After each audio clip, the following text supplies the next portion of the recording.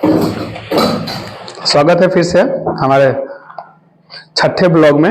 हम लोग डिस्कशन कर रहे हैं आगामी परीक्षा के बारे में। बताइएगा कि किस विटामिन की कमी से पेलेग्रा रोग होता है। पेलेग्रा B3 का रासायनिक नाम नियासिन है। बताइएगा कि थायमिन किस विटामिन का रासायनिक नाम है। विटामिन B1 का है। ठीक है। विटामिन ई का रासायनिक नाम क्या है। टेकाफेरोल। विटामिन ई की कमी से कौन सा रोग। बांझपन। हाँ। बताइएगा विटामिन डी की कमी से, पहले बताइए विटामिन डी का रासायनिक नाम क्या है। कैल्सीफेरोल। विटामिन डी का रासायनिक नाम कैल्सीफेरोल है। और विटामिन डी की कमी से बच्चों में रिकेट्स रोग और वयस्कों में ऑस्टियोमेलेसिया होता है। बताइएगा कि किस विटामिन की कमी से बेडी रोग होता है। Vitamin B1। ठीक है। बताइए कि कौन सा विटामिन रक्त के थक्का जलने में सहायक होता है। विटामिन के। ठीक है। कौन सा विटामिन ए का रासायनिक नाम क्या है। रेटिनॉल। बढ़िया। विटामिन ए की कमी से कौन सा रोग। नाइट ब्लाइंडनेस हिंदी में बोलेंगे रतौंधी। ठीक है। बताइएगा कि एल्कोहल को डिहाइड्रोजनीकरण से यौगिक प्राप्त होता है, इसे क्या कहते हैं। एल्डिहाइड कहते हैं। बताइएगा मानवों में निम्नलिखित में से कौन सा रोग वायु द्वारा फैलता है। जैसे आपका पूछेगा टीबी जो है वायु द्वारा फैलता है। डेंगू फैलेगा किससे। डेंगू का वाहक क्या है। मादा एडिस मच्छर है जो प्रोटोजोआ से होता है। किससे होता है। फिर HIV एड्स किससे होता है।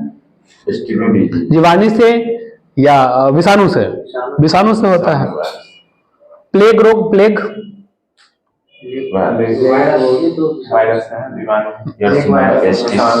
ठीक है। वायरस है। हाँ ठीक है। बताइए कि संदेश स्थानांतरण का कार्य निम्नलिखित में से कौन सी कोशिकाएं करती हैं। इसका नाम है लंबी सांख्यन्वित तंत्रिका कोशिका। अगर किसी व्यक्ति को सीसी मक्खी काट लेगा, कौन सा रोग। स्लीपिंग सिकनेस, तो निद्रा रोग हो जाएगा। इसमें शरीर का कौन सा अंग प्रभावित होगा। तंत्रिका तंत्र, नर्वस सिस्टम होता है। क्वेश्चन पूछा हुआ है नर्वस सिस्टम जो है। ठीक है। बताइएगा कि भूख लगना, प्यास लगना, नींद से जगना या नींद आना वगैरह कौन मैनेज करेगा। हाइपोथैलेमस। बुद्धि का केंद्र कहा गया सेरिब्रम को। ऐच्छिक क्रियाओं के लिए कौन जिम्मेवार है। ऐच्छिक के लिए सेरिबेलम और अनैच्छिक क्रियाओं के लिए मेनुला ऑब्लिंगेटा। छींक आ गया वगैरह ये सब मेनुला ऑब्लिंगेटा। हाँ। बताइएगा कि बैबिट मिश्र धातु का मुख्य घटक कौन सा धातु है। बैबिट टीन से बना हुआ होता है। बताइएगा जैसे आपको पूछेगा कि पित्तल किसका मिश्र धातु है। तांबा और जस्ता का। सफेद सीमेंट में सफेद होने का क्या कारण है। सफेद सीमेंट में सफेद होने का क्या कारण है। इसमें लौह नहीं होता है। काली मिट्टी का रंग काला होता है टिटेनीफेरस कारण। ठीक है। लाल मिट्टी का लाल होता है आयरन ऑक्साइड के कारण। कौन सा मिट्टी ज्यादा जल संचय करता है। काली मिट्टी। सबसे उपजाऊ मिट्टी माना गया जलोढ़ मिट्टी को। नई जलोढ़ मिट्टी को खादर, पुरानी जलोढ़ मिट्टी को बांगर। खादर जो है सर्वाधिक किस फसल के लिए उपयुक्त होता है। गेहूं के लिए। और बांगर किस मिट्टी के लिए। चावल के लिए। एक है लेटराइट मिट्टी, किस मिट्टी के लिए, किस फसल के लिए सर्वाधिक उपयुक्त। काजू के लिए। काजू भारत के किस राज्य में सर्वाधिक होता है। काजू कर्नाटक। कॉफी कर्नाटक। चाय असम। और पूरे वर्ल्ड में बात करें सर्वाधिक कॉफी किस देश में। ब्राजील में। कॉफी बंदरगाह कहा गया। एक कॉफी बंदरगाह, एक कॉफी बगीचा या पतन। तो सेंटोस को कॉफी बंदरगाह कहा गया है ना। और चाय भारत में सबसे ज्यादा कहां पे। असम में। और पूरे वर्ल्ड में चाइना में। अभी हाल ही में सुनिएगा कपास सर्वाधिक ज्यादा कहां पे। कपास मैंने इंडिया में बात करते हैं, किस राज्य में, कौन सा राज्य अग्रणी है कपास के मामले में? गुजरात। दूध के उत्पादन के मामले में हाल ही में कौन सा राज्य? राजस्थान। तिलहन और दलहन दोनों में राजस्थान अब आ गया, याद रखिएगा। तिलहन और दलहन दूध में राजस्थान आ गया, याद रखिएगा। ठीक है, कपास में हो गया आपका गुजरात। बोलेगा जूट में पश्चिम बंगाल। अब पूरे विश्व में बात करें तो बांग्लादेश, नहीं बांग्लादेश। जूट सही है, जूट को ही गोल्डन फाइबर बोलते हैं, कपास को सफेद सोना सिल्वर फाइबर बोलते हैं। ठीक है, महाराष्ट्र को भी छोड़ा है ना, महाराष्ट्र को। बताइएगा कि ट्रिम्स का शॉर्ट फॉर्म क्या है? ट्रिम्स जो है से क्या बनता है? तो व्यापार संबंधित निवेश उपाय है ट्रिम्स, TRIMS। ठीक है, स्थित ऊर्जा में अगर मान लीजिए कि कहां होगा, स्प्रिंग को दबाने पर कौन सी ऊर्जा? स्प्रिंग को दबाएंगे तो स्थितिज ऊर्जा होगा। जब किसी भी वस्तु का धरती की सतह से ऊपर करेंगे तो स्थितिज ऊर्जा का वैल्यू बढ़ेगा। ठीक है, और बांध के जल में कौन सी ऊर्जा? स्थितिज ऊर्जा। ठीक है, पानी के पोटेंशियल एनर्जी mgh होगा। जब हाइट बढ़ेगा तो पोटेंशियल एनर्जी बढ़ेगा। सबसे ज्यादा बलवान होता है पानी में वायु के बुलबुले को ऊपर उठाने पर बताइएगा कि स्थितिज ऊर्जा बढ़ेगा या घटेगा? घट जाएगा। देखिए कि न्यूटन के किस गति नियम से, या ऐसे बताइए कि न्यूटन के प्रथम गति नियम से क्या प्राप्त होता है? बल का परिभाषा। और न्यूटन के किस गति नियम से बल का व्यंजक प्राप्त होता है? दूसरा। न्यूटन के किस गति नियम से संवेग संरक्षण का सिद्धांत प्राप्त होता है? दूसरा और तीसरा दोनों को मिलाकर पढ़ने से संवेग संरक्षण का सिद्धांत। रॉकेट उड़ता है न्यूटन के किस सिद्धांत पर? तीसरा गति नियम पर। ठीक है, डॉपलर प्रभाव क्या है? एक टिंडल प्रभाव। डॉपलर प्रभाव नहीं लाइट से है ना। डॉपलर जो है कोई सोर्स और ये जो नजदीक दिखाई देता है उससे रिलेटेड है कुछ? नहीं, वो तो मृगमच्छिका बोलते हैं। डायऑप्टर है वो। कितना डायऑप्टर? कल आपका टास्क रहा टिंडल इफेक्ट। इसको टिंडल इफेक्ट है कि सूर्य का किरण जो अलग-अलग छिद्र आता है, या अगर घना कोई जंगल है उससे जब प्रकाश की लाइट आएगा तो टिंडल इफेक्ट बोलते हैं। हाँ, टिंडल इफेक्ट। डॉपलर प्रभाव क्या है? डॉपलर प्रभाव आवाज जब टकरा कर आता है उसको डॉपलर प्रभाव वाला होता है, इको वाला होता है। उस डॉपलर प्रभाव के सिद्धांत पर ही काम करता है। ठीक ना? बताइएगा कि उत्तल लेंस की फोकस दूरी सबसे अधिकतम किस प्रकाश के लिए होता है? लाल रंग के प्रकाश के लिए। लाल रंग का तरंग है सबसे ज्यादा, बैंगनी का सबसे कम। अगर प्रिज्म से गुजारेंगे तो सर्वाधिक कौन सा रंग विक्षेपित हो जाएगा? बैंगनी। सबसे कम लाल रंग का प्रयोग संकेत दर्शक के रूप में क्यों करते हैं? क्योंकि उसका प्रकीर्णन कम होता है। अगर किसी व्यक्ति को रतौंधी हो गया, नाइट ब्लाइंडनेस हो गया, तो कौन सा रंग क्या दिखेगा?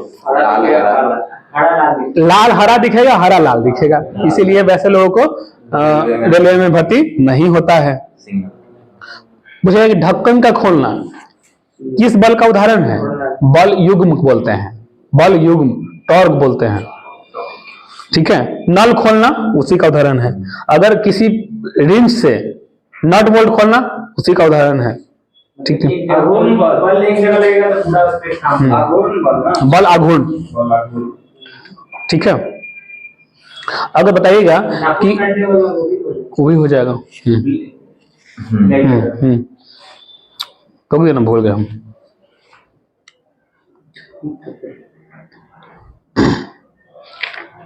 चलिए बताइएगा। हाँ, बताइएगा कि जब बर्फ, पानी एक ऐसा अवस्था है, पानी जो है एक ऐसा पदार्थ है जो तीनों अवस्था में होता है, जल, द्रव, गैस।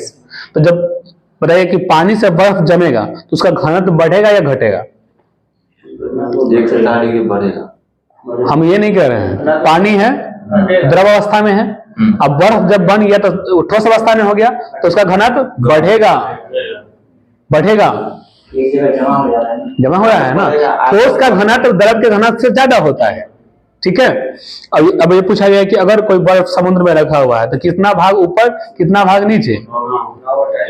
1/9 ऊपर 9/10 नीचे। 1/9 ऊपर और 1/10 नीचे हो जाएगा। 1/9 ऊपर, सॉरी 1/10 ऊपर और 9/10 नीचे हो जाएगा। दोनों को ऐड करेंगे तो 10/10 1/10 हो जाएगा। ठीक है। प्रेशर बढ़ाने पर, दबाव बढ़ाने पर बर्फ पर क्या प्रभाव पड़ेगा? बढ़ जाएगा, पिघल जाएगा।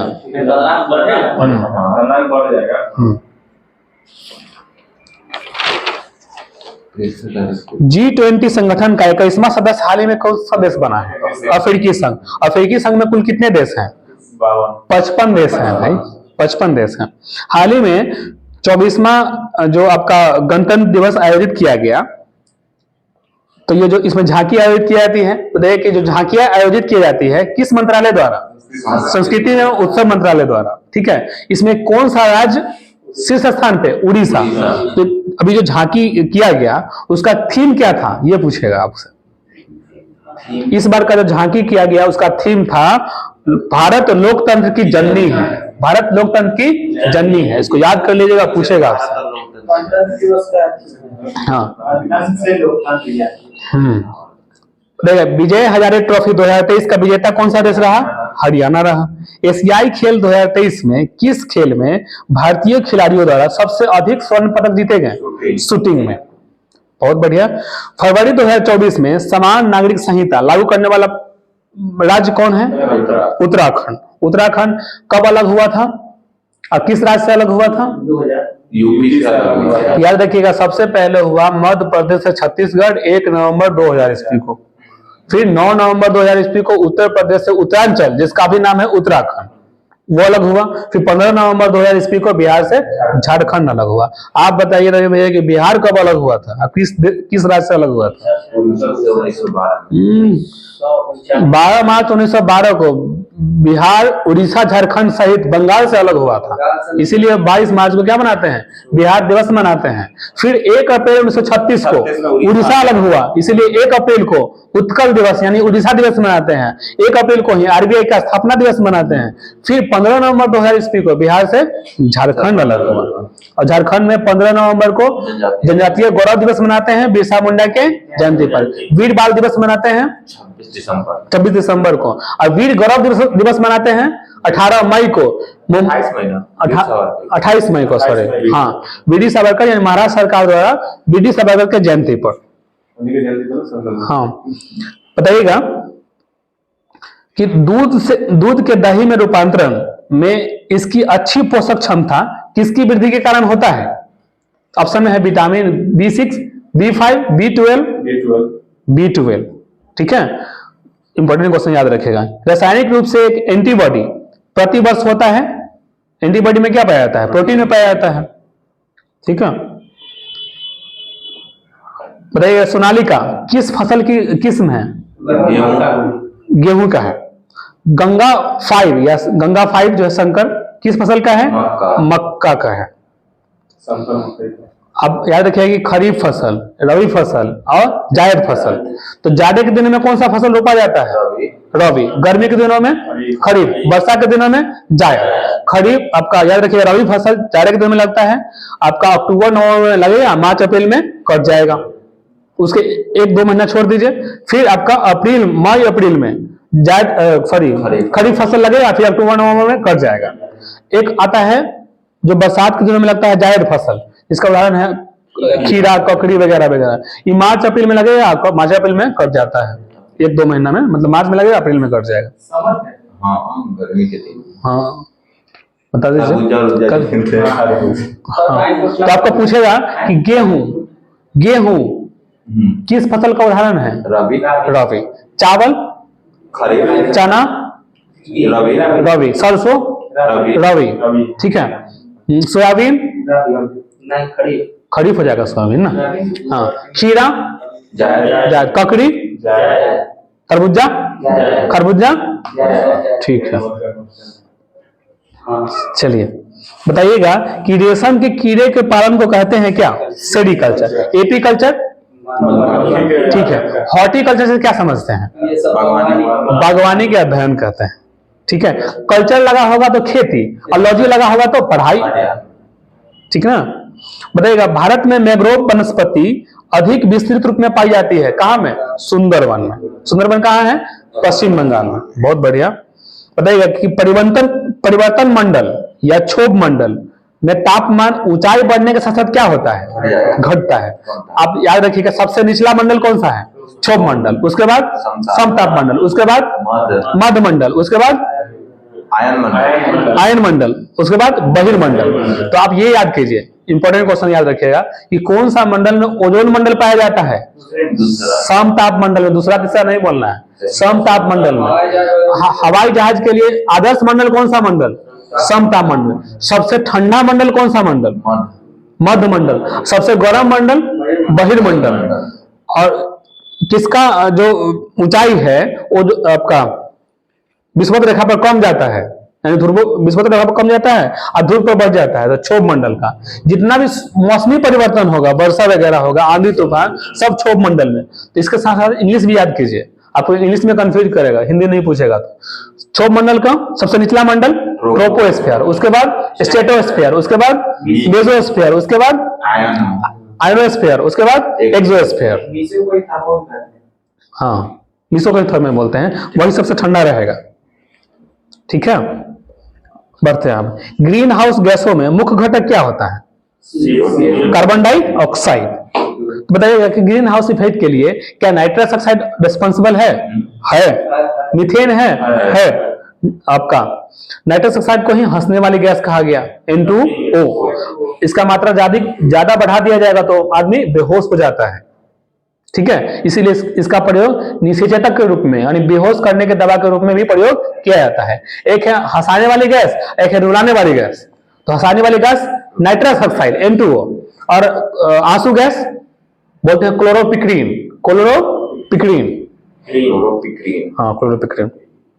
बताइएगा, पुस्तक द ओरिजिन ऑफ स्पीसीज किसकी लिखी है? चार्ल्स डार्विन ने। फिटेस्ट क्या थ्योरी ऑफ फिटेस्ट किसने दिया था? चार्ल्स डार्विन ने। Survival of fittest. बताइएगा, शैवाल और कवक के मिलने से लाइकेन बनता है, जिसे क्या कहते हैं? म्यूचुअलिज्म कहते हैं। बहुत बढ़िया। ठीक है। बताइएगा कि वन नेशन वन इलेक्शन समिति के अध्यक्ष रामनाथ कोविंद जो भारत के पूर्व राष्ट्रपति है। तो आप बताइए अभिषेक भैया कि भारत के पूर्व राष्ट्रपति का वरीयता क्रम में क्या स्थान होता है? कल बताए थे ना जी, पूर्व पांचवा होगा। पूर्व पांचवा। पहला में राष्ट्रपति, दूसरा में उपराष्ट्रपति, तीसरा में प्रधानमंत्री, चौथा में राज्यों के राज्यपाल, और पांचवा में पूर्व राष्ट्रपति। लोकसभा अध्यक्ष छठा, राज्यों के मुख्यमंत्री सातवां। ठीक है। और भारत रत्न से प्राप्त 7 के क। और जो एयर मार्शल है, चीफ मार्शल, उनका क्रम 12वां। हाल ही में, हाँ क्या बोले, उसका देखना पड़ेगा, देखना पड़ेगा, कंफर्म होकर बताएंगे। बताइएगा, लूना 25 क्या है? चंद्र मिशन है किसका? रसिया का। हाल ही में रसिया का है। जापान का चंद्र मिशन का नाम बताइए। Moon sniper. जक्सा किसकी अंतरिक्ष एजेंसी है? कॉस्मोस किसकी अंतरिक्ष एजेंसी है? रूस। नासा अमेरिका का। इसरो वाह। पोलैंड का नया प्रधानमंत्री किसे नियुक्त किया गया हाल ही में?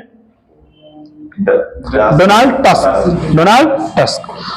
अगला क्वेश्चन है, 2024 तक चंद्रमा पर पहली महिला और अगले पुरुष को उतारने के लिए नासा कार्यक्रम का नाम निम्नलिखित में से क्या है? आर्टिमिस है। आर्टिमिस बोले कि आर्टिमिस क्या है? तो नासा का एक कार्यक्रम है जिसके तहत चंद्रमा पर पुरुष और महिलाओं को भेजा जाएगा। महिला समानता दिवस मनाते हैं 26 अगस्त को। राष्ट्रीय खेल दिवस मनाते हैं 29 अगस्त को। बोलेगा 8 फरवरी 2024 को कृषि मंत्री मुंडा अर्जुन ने कौन सा पोर्टल लॉन्च किया है? सारथी पोर्टल लॉन्च किया गया। या क्वेश्चन रिवर्स भी कर देगा, सारथी पोर्टल किसके द्वारा लॉन्च किया गया? मुंडा या अर्जुन मुंडा या मुंडा अर्जुन कृषि मंत्री हैं। कब किया गया? 8 फरवरी को। भारत की पहली सोलर सिटी कहां बनाया गया है? सांची में। भारत का पहला आपका 3D प्रिंटेड डाकघर कहां बनाया गया है? बेंगलुरु में। भारत का पहला 3D प्रिंटेड मंदिर कहां बनाया गया है? तेलंगाना में। इस सबको याद रखना है।